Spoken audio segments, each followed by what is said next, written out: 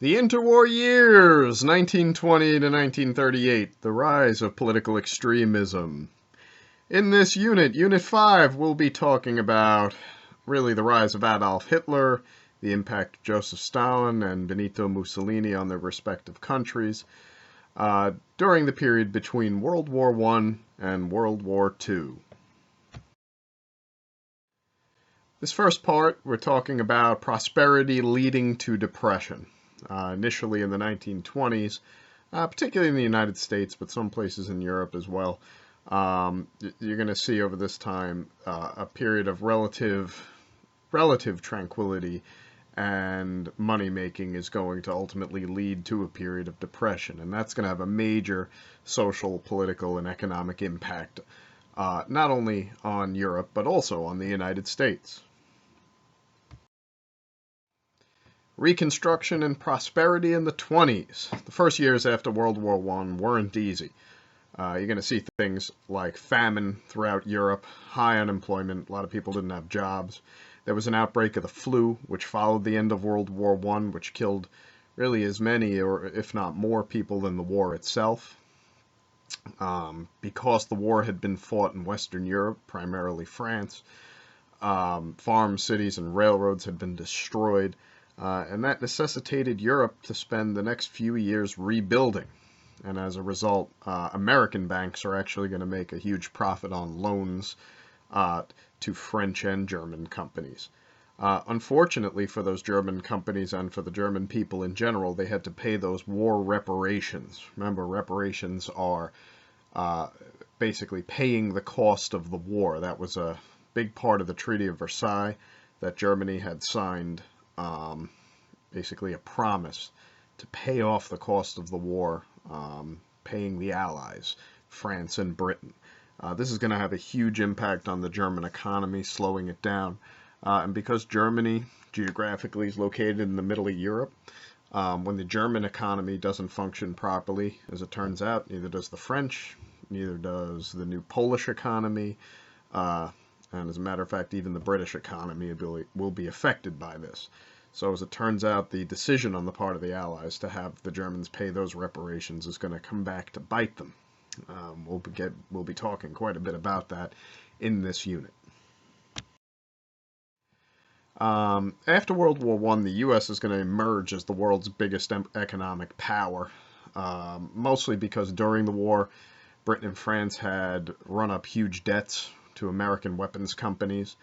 They became indebted to those companies and the United States in general. And then after the war, in the rebuilding process, American bankers are going to invest and give loans to German companies and French companies in an effort to rebuild their towns, rebuild their factories, things like that. And for a little while, it seems like American prosperity and American wealth will spread to Europe. The purchasing of American goods by the Europeans leads to a general boom. Sometimes in U.S. history we call this the Roaring Twenties, because again, the profits that were being made were outrageous. So for a little while during the 1920s, there is going to be some degree of economic prosperity. And it actually is a connection to that prosperity. You're going to see new values develop. Women in the U.S. and Britain are going to gain the right to vote. There's going to be new kinds of jobs for women to fill, which will lead to some more prosperity. And in terms of gender relations, for the first time in many cases, women are going to earn an income separate from that of their husbands. That's going to allow women to pursue higher education and ultimately gain higher positions in society. So again, the 1920s, before the crash, before the Depression, was a period of relative prosperity. But unfortunately, the Great Depression does hit in 1929. You see the crash of the stock market in New York.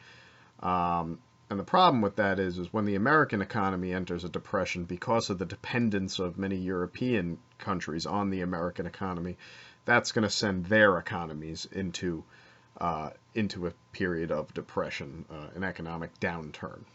really the hallmark aspect, the main aspect of what makes a depression is very, very high unemployment. Up to 25-30% or so of the people in the industrialized countries of Western Europe and the United States lost their jobs. And as a result of that, banks are going to recall their loans from Europe. And when the Europeans are deprived of American money, that's going to lead to the depression spreading worldwide. 40 million total unemployed. That's a huge number. And when people are unemployed, it means they don't have money in their pocket. It means they're not spending money. And it kind of goes like a vicious cycle. If they're not spending money, they're not putting money into other industries. And those industries are forced to close their doors as a result of not selling products. And then that just winds up leading to more unemployment because the industries that aren't selling goods have to lay off their workers and so on and so forth. So this is going to be really a very desperate time for a lot of people in the United States and Western Europe. You're going to see massive inflation. The value of money is going to decrease. And as a result, people are going to begin looking for answers from their governments. And different countries had different responses to the challenges of the Great Depression. In the United States, the major response was the election of Franklin Delano Roosevelt and the rise of the New Deal policies of his administration. In places like Italy and Germany, unfortunately, the answer is going to be seen to be a radical new political philosophy known as fascism. And the reason for the rise of fascism is because of the collapse of what we call the old order in Europe. Sort of a combination of factors here. Between the end of World War I and the Great Depression, you're going to see major political changes that take place in Europe. As a result of the Treaty of Versailles, which ended World War I, you see the creation of new countries like Poland, Czechoslovakia, Austria as a separate nation from Hungary, Yugoslavia. Many old ruling families are going to lose power. The German Kaiser is going to abdicate his throne, just as the Russian Tsar had abdicated his throne during the Russian Revolution of 1917. The old Habsburg Empire of Austria and Hungary collapses, and you see new kinds of governments being experimented with in Europe, which are not going to be wholly successful, particularly democracy. Democracy, having never really been tried in places like Germany, will fail to catch on. And it'll be very easy to blame these new governments for the problems that follow. So Germany, the Kaiser, which was the German king, abdicates his throne at the conclusion of World War I, and a new democracy centered in the city of Weimar is established. That's why it's referred to as the Weimar Republic. When you hear the term Weimar Republic, you're referring to the democratic government of Germany between World War I and the rise of Hitler in the early 1930s. Because it was new, people in Germany who had been used to having a king or a powerful ruler were not used to how democracy works. And it was very easy for people to look around during the 1920s and say, hey, things are bad, we're poor, we're paying reparations, we signed this terrible treaty that put Germany in a bad position. People naturally sort of began to blame their government. And as a result of that blame, there's going to be a large movement to do something about it. So you're going to see people like landowners, industrialists, military leaders, are going to oppose democracy. And if you think about it, landowners, industrialists, and military leaders are actually conservatively minded people. They're going to want things to go back to the way they were. They wanted to give all political power to a single leader rather than trust a democracy, which was very misunderstood in Germany during the interwar years. So it's going to be these kinds of people who are going to support the rise of fascist leaders like Adolf Hitler. Now, we talked about the Russian Revolution in some detail in the previous unit. The Bolsheviks had previously demonstrated how to organize a mass political party and organize a totalitarian state. Remember, totalitarianism is a government that seeks to control all aspects of the people's lives. And this had happened in Russia towards the end of the 19 teens and the early 1920s. People in Germany and other Western European countries looked at what had happened in Russia and they were worried because the fear was that communism was a threat to the capitalist and bourgeois, meaning middle class, way of life. People feared that if communism had succeeded or Bolshevism had succeeded in Russia, then it could succeed in a place like Germany or Italy as well. That fear, that general panic that many people felt about the rise of communism led people to support extremists like Hitler and Mussolini, who, in addition to some of their crazier policies, also were anti-communist. They claimed and they promised that if people were to follow them, they would make sure communism does not succeed in their countries. And again, those countries would be Germany and Italy. It was actually Mussolini who developed a fascist party before Adolf Hitler. Mussolini did it in Italy in the 1920s.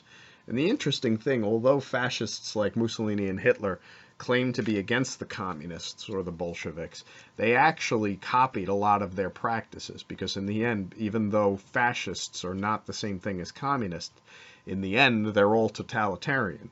And totalitarian strategies would include, the government owning a newspaper that only allows the printing of stories that agree with that government, private armies of party members who intimidate and destroy alternative political parties and debates, the use of violence against opponents, okay, the abolition of unions, the outlawing of strikes, and the censoring of the press.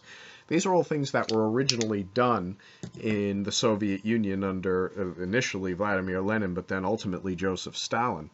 And fascist leaders like Mussolini and then Hitler are going to actually copy these practices, but they're going to copy them with an eye on preventing the rise of communism in their countries. So it's sort of interesting. Even though fascism and communism are different political philosophies, they utilize many of the same strategies. So now we're going to just look at the rise of European fascism. Where does this come from? I've used the word fascism over the course of this presentation so far quite a bit.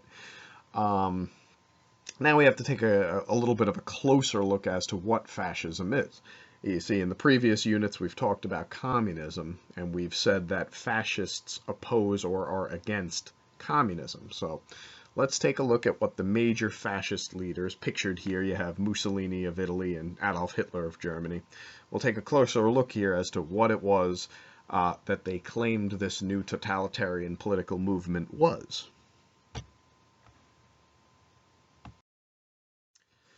Fascism is defined as a new political movement in Europe in the unsettled conditions after World War I. Its major characteristics are a strong sense of nationalism, again, pride in your country, a reaction against liberalism, which means essentially the rights of the people.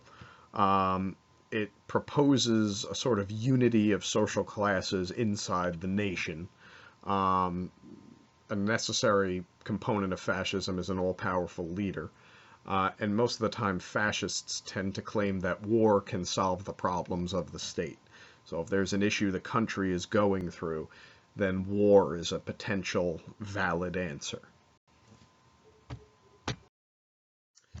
So fascists were extreme nationalists, okay? So in the opinion of a typical fascist leader like Adolf Hitler or Benito Mussolini, the nation is the highest value. It's worth it to die for your nation. The best thing that could happen to you is for you to give your life fighting in the name of your nation. And fascists sort of manipulate the idea of nationalism to claim that their nation was superior to all others and in many cases had a natural right to dominate all others. Those of you that are paying attention here, this should sound a little bit familiar. It should sound a little bit like social Darwinism. And fascist ideology, in a lot of senses, is based in social Darwinist ideology. The idea that only the strongest have a right to survive. The idea that only that the weak, because they are weaker in whatever social, political, or economic way, they deserve to be swept from the earth by the stronger. Again, fascist nationalism, it basically proposes that that is not only the right thing to do, but the necessary thing to do, um, to get rid of the weaker peoples. And from the Italian fascist point of view, the weaker peoples could really be just about anybody. But, German fascism or Nazism, as Hitler referred to it, would be referring to the weaker people as the Jewish people or the Slavic people to the east, people that he felt Germany had a natural right to dominate. Fascists do not like liberalism, and they would define liberal ideas as democracy, labor union, socialism, striking, um, any idea that gives power to common people is essentially the idea that fascists would oppose. So the idea here is that people shouldn't be loyal to any notion of a working class or any notion of a political party. The only thing that people should be loyal to is the state, is the government in power.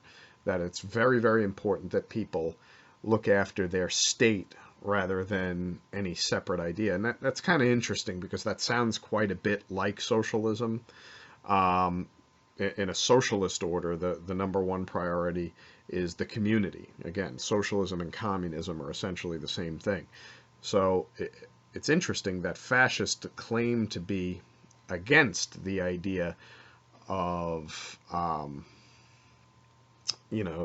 against the idea of socialism, where many of their ideas tend to support that. So in this way, fascism does resemble communism, although there are other aspects that are very different. The unity of the social classes, this idea that a single national party should unite all the social classes. So again, this is where some of the difference between communism and fascism comes in, because according to Karl Marx, communism is all about the unity of the working class. Basically, the working class in Germany should unify with the working class in France and in England and in America.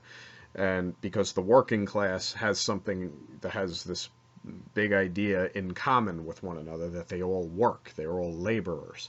But nationality isn't something that matters.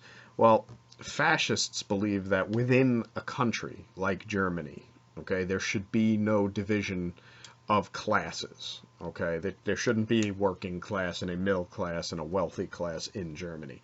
The idea is all the classes need to sort of combine and work together in the name of the German state. Okay, so that's a major difference. Even though this idea that the state is the most important aspect in a fascist ruler's idea, the idea is that social classes should not exist. Social classes need to be done away with, and everybody in Germany needs to work together because they are in fact German. Whereas a communist would say all the workers throughout the world need to work together because they are workers. So fascists seek to sort of eradicate the idea or get rid of the idea that there's any such thing as a true working class or middle class. Everybody needs, in the country, needs to work together for a common goal. All fascist states, and we kind of focus particularly on the Nazi state, the Nazi fascist state of Adolf Hitler, but all fascist states, including that of Benito Mussolini of Italy and Francisco Franco of Spain, they all have a powerful leader or a dictator. So they believe that a single all-powerful ruler like Mussolini or Hitler could best represent the national will and lead the nation. And fascists talk about this idea of the national will quite a bit. And again, that goes back to the idea that the classes need to unify together and have a common will. And that will could best be carried out by a single, all-powerful, charismatic leader who was tapped in a very intimate sense to what his people wanted. And Hitler believed he was that person for the German people. And again, this sort of gets back to the idea why many conservatively minded people supported fascists, landowners, military leaders, powerful business people. Um, they're conservatively minded because they were successful under the old ways. So they, during the 1920s, they don't like this idea of in Germany having a democracy, this Weimar Republic, because they feel that it's failed them. They feel, in their opinion, the best thing to do would be to go back to having a king. And although the German king was not going to come back during the 20s or 30s, Hitler seemed like he could possibly be the next best thing, or a very attractive alternative. Because a dictator, although not a king, they're still an all-powerful ruler. So that's something many of the conservatively minded people in Germany and Italy as well with Mussolini, that's an idea many of them could get behind. Fascists believe that violence is the way that you solve problems. Ultimately, the Germans blamed their situation in the 1920s and 30s on the harsh Treaty of Versailles. So ultimately, they blamed their situation on France and Britain. Um, so it was easy for somebody like Hitler to come in and say, well, if you follow me, I'll avenge the wrongs of the Treaty of Versailles. And as a part of that too, because there was this great fear in Germany during the 1920s of communism, that there could possibly be a communist takeover in Germany, people like Hitler are going to say, well, don't worry about the communists because we're going to use war to deal with them too. So we'll deal with France and Britain, but we'll also deal with our Soviet friends to the east through the use of war. We're going to conquer them all, basically. War is a way that we can make our nation larger. It's a way that we can put ourselves in a better economic situation, and it's also a glorious experience. To die for your country was something very desirable to somebody who believes in fascism. Now, fascism didn't just come out of nowhere. It's not like Hitler invented it. Well, Hitler and Mussolini certainly popularized the idea, but fascism is really a combination of many older factors and many older ideas, including, like we said, social Darwinism, uh, that sort of come together during the 1920s to form this new extremist political philosophy. Big aspect of fascism is that anti-Semitism or hatred of Jews. Particularly, this applies to the German variant of fascism, which we refer to as Nazism or National Socialism. But anti-Semitism, unfortunately, was not something Hitler invented. It was an established trend in European culture. There was quite a bit of racism. Jews had faced prejudice and persecution because their beliefs and customs made them easy targets. And it had been that way for many, many centuries, going back to the Middle Ages in Europe. Okay, so there were certain areas of Jewish settlement in parts of Eastern Europe and Poland that the fascists of Germany would target and make those areas ghettos during the Holocaust and all these things. And a big underlying idea associated with fascism is this idea that the Jews are to blame for the problems of the modern world. This idea that they were blamed for the disruption caused by the rapid industrialization of Europe, the pollution, the bad things, the wars, communism, all these things.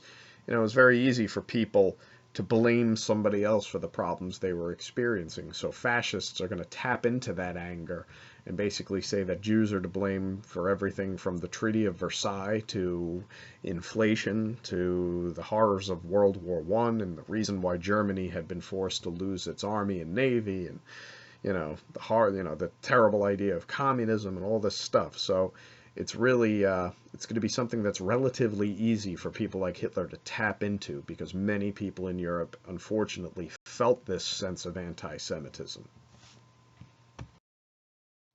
Again, racism is just contempt or hatred of other races. Again, this was an established trend in European culture.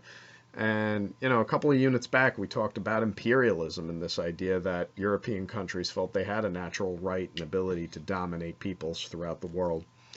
The experience of imperialism, of which Germany had participated. Remember, Germany had colonies and, parts of the Pacific and Africa. And, so what Europeans found when they went to those colonies were people who they defined as inferior to themselves. So it only seemed that imperialism seemed to reinforce the idea of racism and anti-Semitism and things like that. So, again, anti-Semitism and racism are two major parts of what make up the idea of fascism. And I talked a little bit about this earlier, but this idea of social Darwinism, this had been the theory that people sort of who wanted to believe in racism and anti-Semitism. This is the theory that attempts to make that idea respectable, and it has to do with an application of Charles Darwin's theory of evolution to human society. The idea here is that as Darwin had said, that certain animals, animals that over the millennia that have been unable to adapt to certain climatic or environmental changes have died out. And according to Charles Darwin, that's the natural process of evolution. Some animals make it and some don't. Well, people in the 17 and 1800s wrongly applied that idea to society, that, well, if nature kills off certain animals because they can't adapt, then maybe it's okay for humans to kill off certain other peoples because they are seen as inferior. So this was a gross adaptation and misappropriation of what had been a respectable scientific theory to society, which was completely inappropriate. But again, social Darwinists believe that all human groups compete for survival, that stronger groups have the right to succeed over weaker groups which deserve to die out. Basically the idea of survival of the fittest. So you kind of see some of the militaristic ideas here with fascism. If social Darwinism is part of what makes up fascism, then this whole idea that if the Germans have a right to dominate the Poles or the Jews or wherever it happens to be, this is where you see militarism come into it, because the way one nation dominates another nation is through the use or the application of the military. And that's going to be why when Hitler takes power in Germany, building up the army and building up the navy are going to be some of his absolute priorities, because believing in social Darwinism means that you're going to go out and try to conquer people, and that's going to be what Hitler's goal is all along. Now that we've seen what fascism is and where it came from, it's important to have some kind of an understanding here of the way fascism affected Germany. Okay, so now fascism developed in 3 countries in Europe during the interwar years: Spain under Francisco Franco, Italy under Benito Mussolini, and Germany under Adolf Hitler. For our purposes, we're going to spend this presentation talking about the specific impact of fascism in Germany, or Nazism. Although it's important to think about what it, over the course of the discussion of World War II, we'll look at the impact of fascism in Italy a little bit. We're going to save the discussion for this presentation just to Germany.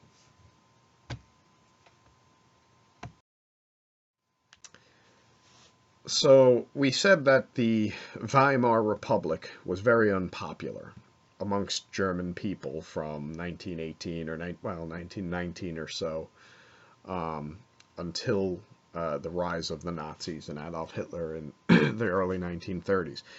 And that unpopularity mostly stemmed from the new democracy being blamed for the Treaty of Versailles, which humiliated Germany, forced it to pay the high reparations, which led to the high inflation. And it was really easy for the German people to say, hey, we've always had a king. All of a sudden we have a democracy and everything goes wrong. So what's wrong with this situation? Somebody like Hitler is going to say, well, what's wrong with the situation is you put your trust in democracy, which is your first mistake. You need an all-powerful leader like a king to come and solve your problems, and I'll offer myself to do those services. So really the failure of the Weimar democracy is going to be, or the unpopularity of the Weimar democracy is going to be one of the things that makes it possible for a radical extremist political group like the German fascists to take power. The Weimar Republic is not helped by the Great Depression. With 6 million unemployed, Nothing happens quickly in a democracy. Policies can be endlessly debated. That's both a strength and a weakness of the form of government. It's a strength because it allows for differing opinions to be voiced. It's a weakness because sometimes it slows action.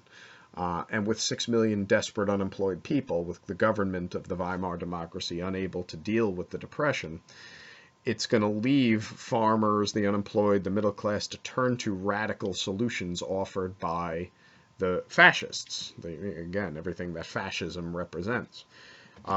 In Germany, the fascists were referred to as the National Socialist German Workers' Party.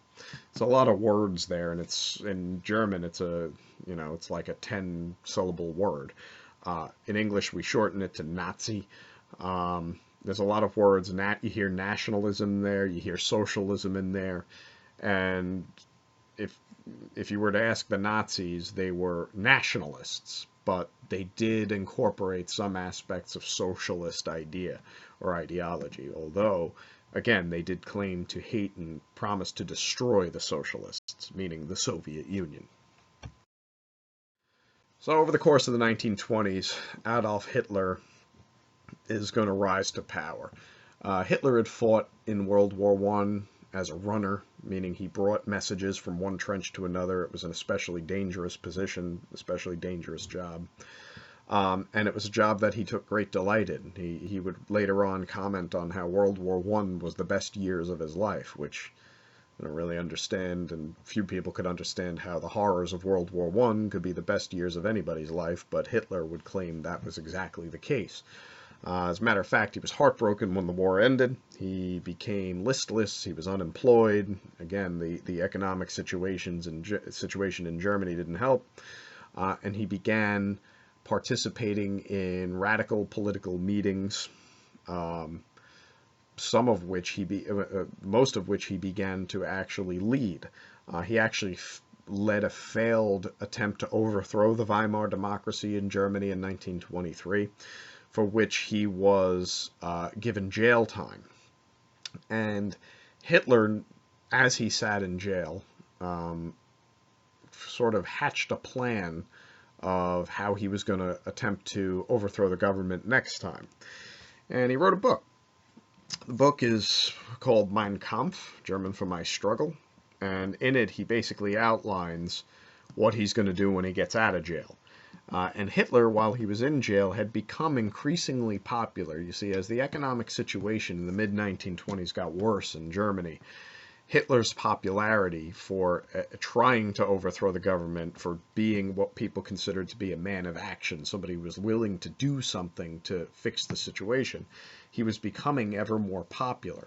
And he understood this. So as he wrote his book, he basically made a promise to his followers that the next time he goes after the government, he's going to do it from the inside out. In other words, in Mein Kampf, he outlines the idea that the right way to overthrow the government is to take advantage of or to exploit one of the aspects of the Weimar Constitution, which says that during a time of national crisis, a single leader can take power for a limited amount of time. I think it's 30 days. And Hitler understands that. So basically what he says is, when I get out of here, I'm going to get elected into the Weimar Reichstag, which is the Congress, the parliament. And from there on, I'm going to build up my support until I get voted into power. And then he would dismantle the government following that. So again, in this book, he condemns the Weimar Republic. Again, he hates it. You see him get into a lot of his crazy Aryan Superman stuff, where he talks about the superiority of certain German people, certain Northwestern European peoples. Again, a lot of it is anti-Semitic rambling.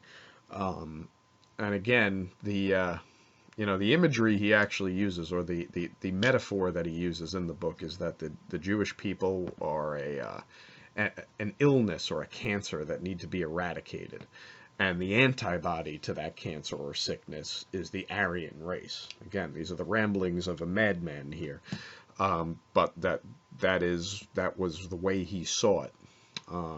So again, Mein Kampf, My Struggle, ramblings of a madman. Again, this idea that Hitler blamed the Weimar Republic. Soon after he's released from prison, he's going to urge Germans to abandon democracy and return Germany to the glory under a strong leader. And again, this is why conservatively minded people, remember, conservatives fear change. Conservatives, in some cases, want things to go back to the way they used to be. And again, Hitler's going to sort of exploit that or use it to his advantage. And he's going to say, weren't things better when we had a king?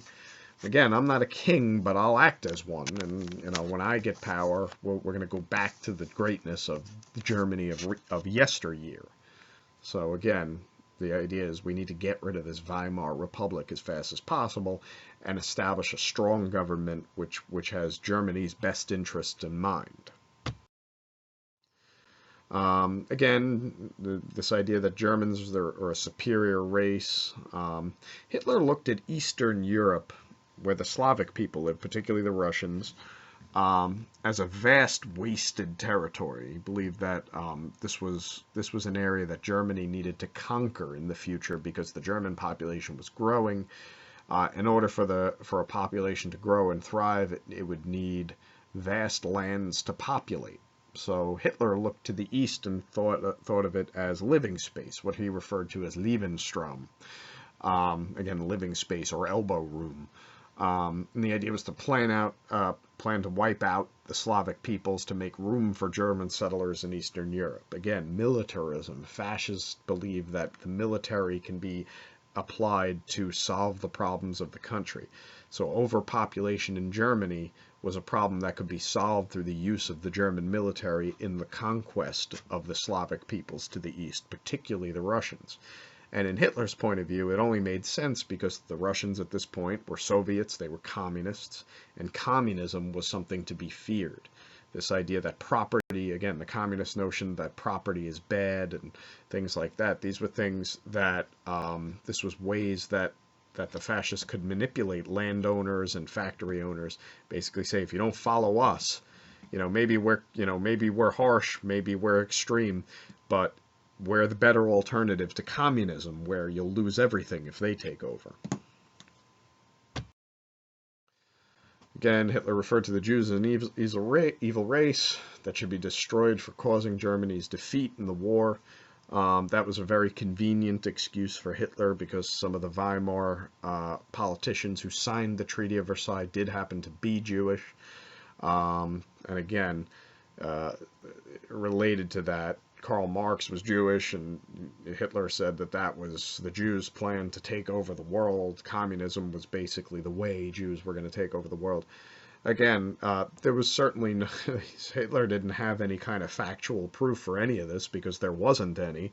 But what Nazism did in Germany really was appeal to the basest fears of people who feared losing everything, people who were worried about the situation of Germany following World War I. Hitler tapped into that by using anti-Semitism to basically scare people into following him. So the Nazis came to power in 1933, and the way they did it, initially throughout the 20s and early 30s, the Nazis, they had a private army of what were referred to as brown shirts. They staged rallies, nighttime rallies where fascist Nazi leaders would give speeches and promise solutions to problems. Jewish people and other political parties would be hunted down and beat up. And basically, in 1927-28, the Nazis were not all that popular in Germany, but once the Depression hit, they became more popular because it seemed like, and again, they weren't, right, but it seemed like what they were saying was true because the poverty was growing. And many people didn't want to blame themselves for it, so it was certainly easier to blame somebody else for the problems of the Depression. So Hitler was going to be appointed chief minister in 1933. And there's this whole thing where he was going to have to, again, in Mein Kampf, he promises to sort of infiltrate the government and bring it down from the inside.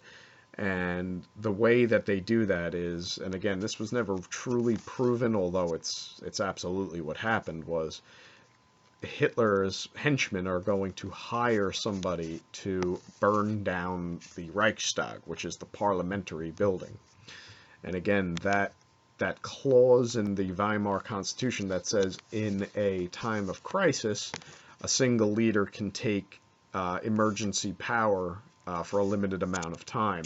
Hitler's going to exploit this. They're going to hire this what is really a mentally handicapped individual who doesn't know right from wrong. He's going to be hired by the fascists, the Nazis. He's going to burn down this building, and then in the aftermath, Hitler's going to rise up and say, okay, this is a national emergency. The communists, you see, they're going to pin the blame on the communists. That's something totalitarian leaders love to do. They love to create an imaginary enemy so that people become more likely to follow them. So they say, okay, the communists just burned down your legislative building, your Reichstag. So this is a national emergency. Germany is under attack by the communists. So I'm going to achieve, or I'm going to take these emergency powers that is completely legal and constitutional in an effort to deal with this problem. And once that happens, that's it. He has the emergency powers, and even though it's supposed to be for a specified amount of time, a series of laws are going to be pushed through, which will make Hitler the Führer, which will make him the dictator for life. He'll become an absolute dictator, and he will not relinquish that position until his death at the end of World War II. And as soon as the fascists take over here, as soon as the Nazis take over, they're going to try to, as all totalitarian leaders do, they're going to try to control every aspect of social, economic, and political life. Germany is referred to in historical circles as the Third Reich, which means the Third Empire. The First Empire going back to the 18th century of Frederick the Great, the Second Empire being that of Bismarck, the Franco-Prussian War of the 1870s, and the Third Reich is again Hitler's empire. Okay, so this is a totalitarian empire. A lot of changes are going to take place in Germany. You're going to see human rights violations, control of education, the systematic persecution, and then later extermination of the Jewish people, major economic changes, and the widespread use of the secret police, all of which are going to alter German society to be unrecognizable from what it was before. So human rights, order number one for a totalitarian leader is to suppress human rights. People are going to be arrested and executed for simply having an opinion other than that of the Nazi party line. Again, rival political parties, particularly the communists, but also the Democrats and the Christian Democrats and a number of others, are going to be banned. They're going to be made illegal. Unionizing will become illegal, and many newspapers will be shut down or altered to the point where they only print stories that are complimentary of the Nazi regime and Hitler's government. So again, free speech and expression and things like that are going to disappear in Nazi Germany from 1933 until the end of the Nazi period in 1945. Education is the way to brainwash the masses. There's no question about that. And schools are going to teach Nazi ideas. Textbooks are going to, some of these Nazi textbooks are horrendous. There's going to be stories for children to memorize, and basically the idea of these stories is to teach German children to hate Jewish children and things like that. Newspapers, radios, and films are going to be rife with propaganda. Everywhere you look, there would be, whether it was listening on the radio or looking at a billboard in the street, there would be pro-Nazi images like what you see here. All sources of information in Germany during the 1930s and 40s had to be approved by the government. And if the government did not approve of certain ideas, then those books would be burned and destroyed and not allowed to be seen. And many ideas seem curious. Many of the ideas that the Nazis would forbid in the country seem, it's hard to understand why. Like, for example, books by Helen Keller were burned. And the reason was because Helen Keller was different. A person who was different could not be tolerated in the Nazi regime. And again, it's crazy stuff, but this is the way a totalitarian government seeks to control ideas. Jews lost their citizenship. People who worked in the civil service are going to be thrown out of their positions and jobs. Later on, they're going to be forced to wear the yellow stars. Jewish places of business will be systematically vandalized and later burned and destroyed.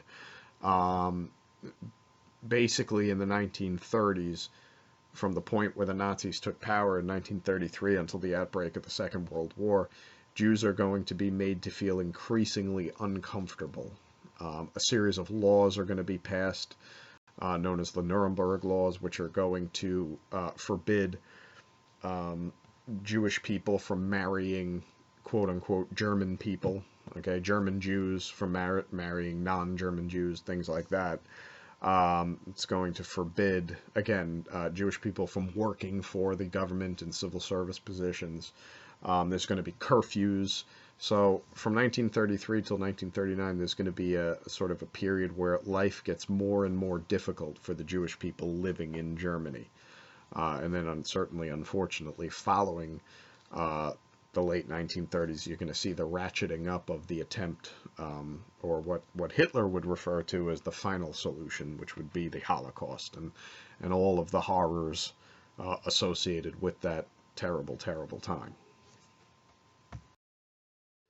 One thing the Nazis did was economically, in an effort to get out of the Great Depression, some of these things actually mirrored what were happening in other countries, particularly the United States. FDR, we talked a little bit about the New Deal in class, and the New Deal was really a way of the government putting people to work so that the government put money in people's pockets in the hopes that people will spend that money on, other aspects of the economy, giving businesses money and giving businesses work, selling products, things like that. This is going to be something that Hitler does too in Germany. The Nazi government's going to put people to work building roads, most notably the Autobahn, which is a major highway system that still exists in Germany. That's going to be constructed by the Nazi government, putting people to work. The idea is to achieve full employment. And as it turns out, this was probably the aspect the Nazis were the most successful in, because Germany returned to prosperity in the midst of the 1930s, long before any other European countries did. So it did seem to the German people that the Nazi regime and the Nazi government and Adolf Hitler were doing something right. And although there were whispers and rumors about the horrors of, some of their anti-Semitic policies, unfortunately, a lot of people were willing to look the other way if looking the other way meant continued economic prosperity. And that's a sad, sad commentary on the human condition, but unfortunately it did happen. And again, some of those whispers that we talk about, there were, sometimes people would turn and say, did you hear what happened to so-and-so down the street, because they were talking to a Jewish person or because they have a Jewish friend. The use of secret police became ever more widespread during the Nazi period and during the 1930s. They used threats and violence to control society, specifically the Gestapo. They're going to arrest and take away, in some cases, people who are deemed undesirable or political opponents. So if somebody is suspected of sympathizing with communists, it would be the Gestapo who would seek out and do something about those people. And again, this is really in the 1930s is where you see the beginning of the concentration camp system, where certain individuals would be placed if they were deemed undesirable by the regime. And these are going to be the places that become the sites of unspeakable torture and unspeakable horror over the next, from 1939 to 1945 or so. These are going to be the sites of some of the most unspeakable horrors in human history.